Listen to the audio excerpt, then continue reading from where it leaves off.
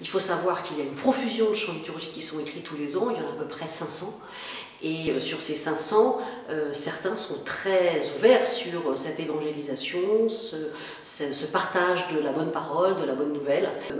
On a effectivement tellement de chants et tellement de styles et de textes et de musique différents qu'il y a de quoi faire son marché, mais il y a de quoi aussi s'y perdre. Donc l'idée, c'est aussi peut-être de réfléchir à un répertoire raisonné pour les paroisses, c'est-à-dire de ne pas forcément faire tout ce qu'on a envie de faire, mais tout ce qu'une assemblée est capable de recevoir et de s'approprier. Au programme de ce colloque, il y a des ateliers. Oui. Quels en sont les principaux thèmes ? Alors en fait, il y aura 6 ateliers qui seront très axés sur le quotidien, les interrogations quotidiennes des paroisses, donc notamment chant liturgique et vie paroissiale, chant liturgique et chant du caté.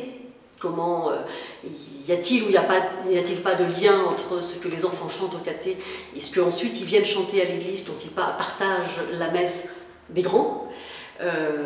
Chant liturgique et chant grégorien, c'est également la place du grégorien ou peut-être la place du chant en latin. Voilà, un peu ces questionnements-là qu'il y aura. Musique sacrée également, qu'est-ce qu'on fait de tous ces concerts qu'on accueille dans les églises? Est-ce que les églises ne sont qu'un lieu d'accueil de ces concerts-là qui se font en dehors de tout lien missionnaire?